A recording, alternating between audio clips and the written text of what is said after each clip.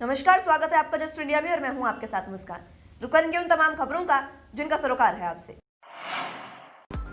खबरों के प्रायोजक हैं आरोग्य मास्क लगाएं, कोरोना से सुरक्षित रहें। Kamal Chalk Industries, a trusted school of chalk, manufacturers and suppliers of chalk, color chalk, duster, mask, sanitizer, etc. Asian colour coated Ispat limited, आपका विश्वास हमारी पहचान। मेडिफिर international, taken a step to keep you safe from corona virus. रंच किया showroom in Rohtak and Bahadurgarh. Showroom पर आएं, test drive लें और गाड़ी बुक कराएं। केंद्र के नए कृषि कानूनों को लेकर जारी किसानों के आंदोलन के बीच बुधवार शाम राहुल गांधी, शरद पवार समेत 5 विपक्षी नेताओं ने राष्ट्रपति रामनाथ कोविंद से मुलाकात की। विपक्षी नेताओं ने कहा कि उन्होंने राष्ट्रपति से मुलाकात के दौरान 3 कृषि कानूनों को निरस्त करने का अनुरोध किया है। विपक्षी नेताओं द्वारा राष्ट्रपति को सौंपे गए ज्ञापन में कहा कि भारतीय संविधान का संरक्षक होने के नाते हम आपसे अनुरोध करते हैं कि अपनी सरकार को हट छोड़ने और भारत के अन्नदाता को उनकी ओर उठाई गई मांगों को स्वीकार करने के लिए उन्हें मनाएं। ज्ञापन में यह भी कहा गया कि संसद में बिना ठोस चर्चा और मतदान के अलोकतांत्रिक तरीके से पारित किए गए नए कृषि कानून भारत की खाद्य सुरक्षा के लिए खतरा पैदा कर सकते हैं और इनके कारण भारतीय कृषि और हमारे किसान बर्बाद हो जाएंगे। ये कानून न्यूनतम समर्थन मूल्य यानी एमएसपी के उन्मूलन और भारतीय कृषि और हमारे बाजार को कृषि कारोबार करने वाले बहुराष्ट्रीय और घरेलू कॉरपोरेट के पास गिरवी रखने का आधार रखेंगे। वहीं इनेलो सुप्रीमो अभय चौटाला ने किसानों के समर्थन में एक विस्फोटक बयान दिया है, जिसमें उन्होंने कहा कि अगर किसान कहें तो मैं अभी इस्तीफा दे दूंगा। और कुछ क्या कहा, सुनिए। मिलकर के ये कहे कि सब उन राजनेताओं को इस्तीफा देना चाहिए जो हमारे वोट से चुन करके विधानसभा और लोकसभा के सदस्य बने हैं, तो अभय सिंह चौटाला का इस्तीफा सबसे पहले आएगा। किसान संगठन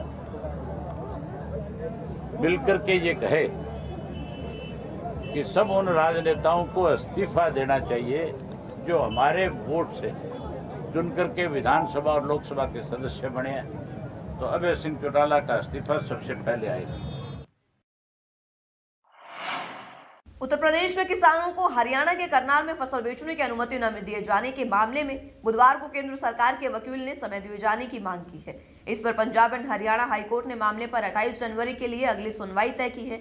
इस मामले में चंडीगढ़ प्रशासन, केंद्र और पंजाब सरकार को भी नोटिस जारी कर जवाब मांगा गया है। हाईकोर्ट ने याचिका को संशोधित याचिका दायर करने पर केंद्र, पंजाब सरकार और चंडीगढ़ प्रशासन को प्रतिवादी बनाए जाने की छूट दी थी। याचिका में करनाल के डीसी के आदेशों को खारिज करने की मांग की गई है, जिसमें उत्तर प्रदेश से आने वाले किसानों को करनाल जिले में अपनी फसल बेचने से रोकने के आदेश जारी किए गए हैं।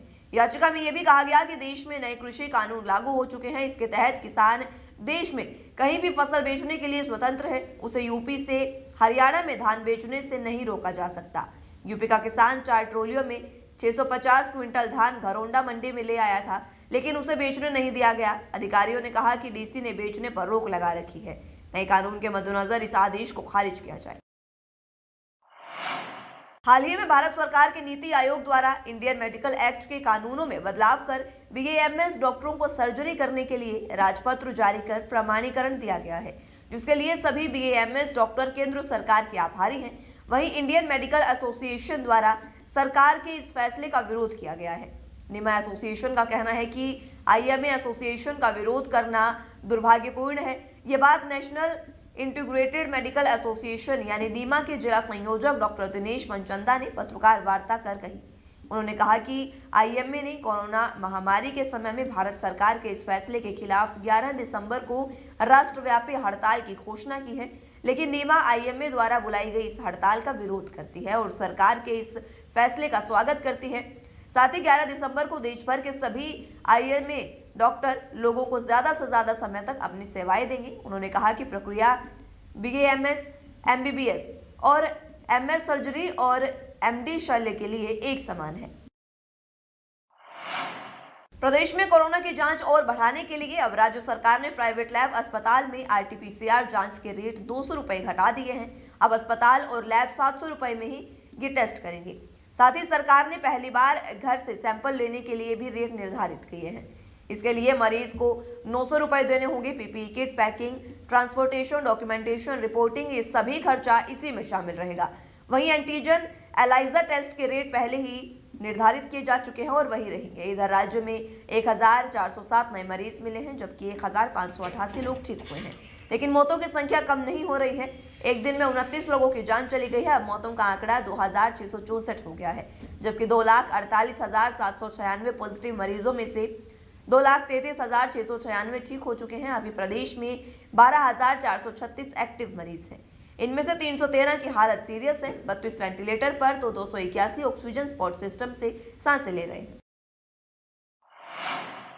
हरियाणा के हिसार में मिलगेट थाना एरिया स्थित 50 फुटा गली में बुधवार को दिल दहला देने वाली घटना सामने आई। यहां 15 महीने की एक बच्ची राधिका की उसके ताऊ सुधीर ने गला दबाकर हत्या कर दी। पुलिस ने आरोपी ताऊ को गिरफ्तार कर लिया है। प्रारंभिक पूछताछ में आरोपी ने बताया कि वो अपने इलाज के लिए बच्ची के पिता से रुपए मांगता था, लेकिन उसने रुपए नहीं दिए। इसी रंजिश में उसने उसकी बेटी की हत्या कर दी। मामले में पुलिस ने आरोपी सुधीर के खिलाफ हत्या का केस दर्ज कर लिया है और जांच भी शुरू कर दी है। वहीं मृतकों के परिजनों ने पुलिस की कार्यप्रणाली पर भी सवाल उठाए हैं। 1.5 साल की राधिका की मौत के बाद सिविल अस्पताल में मां रेणु का रो रो कर बुरा हाल था। रेणु का कहना है कि अगर पुलिस मेरी शिकायत पर कार्रवाई करती तो आज मेरी बेटी मेरे सामने जिंदा होती। 2 बार आरोपी के खिलाफ शिकायत देने के बाद भी पुलिस ने एक्शन नहीं लिया। इस कारण बुधवार को आरोपी मेरी बेटी की गला दबाकर हत्या करने में कामयाब हो गया। हालांकि थाना के प्रभारी पहले कोई शिकायत मिलने की बात से इनकार कर रहे हैं।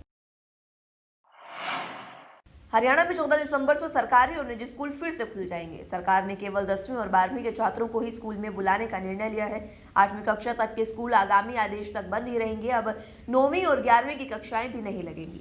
स्कूलों को दोबारा से खोलने का निर्णय बुधवार देर शाम शिक्षा मंत्री कमल पाल की अध्यक्षता में हुई उच्च स्तरीय बैठक में लिया गया।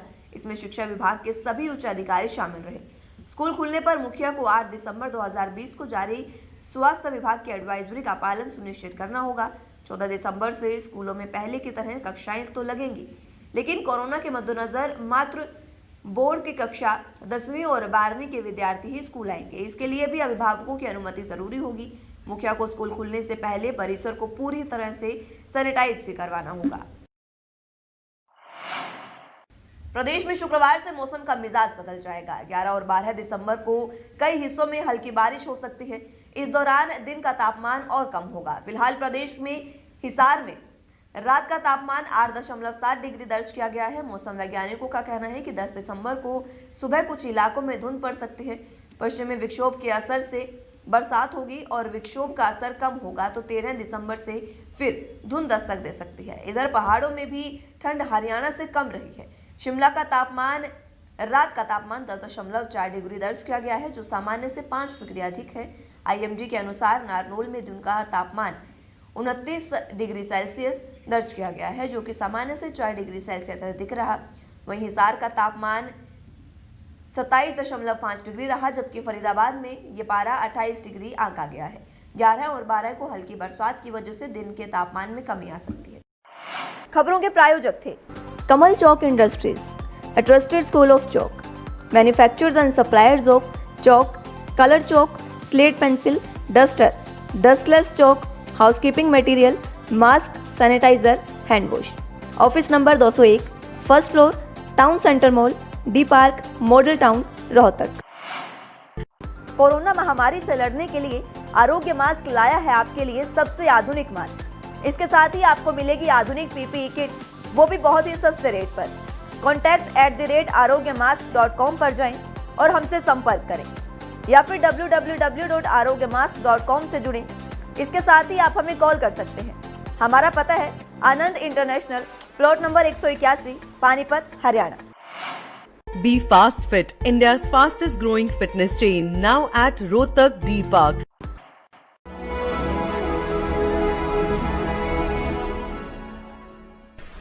चाचा, आपने नया घर बनवाया है तो घर की छत पर कौन सी शीट लगवाई है? बेटा, मैंने अपने घर की छत पर एशियन शीट लगवाई है, क्योंकि वो कभी न मिटने वाले ओरिजिनल निशान की चादरें हैं। साथ में ISI का चिन्ह, 5 साल की वारंटी के साथ साथ पैसों का सही मूल्य देने वाली वही इकलौती शीट्स हैं। क्योंकि नाम नहीं, पहचान जरूरी है। फिलहाल के लिए इस बुलेटिन में इतना ही। जुड़े रहिए जस्ट इंडिया के साथ। नमस्कार।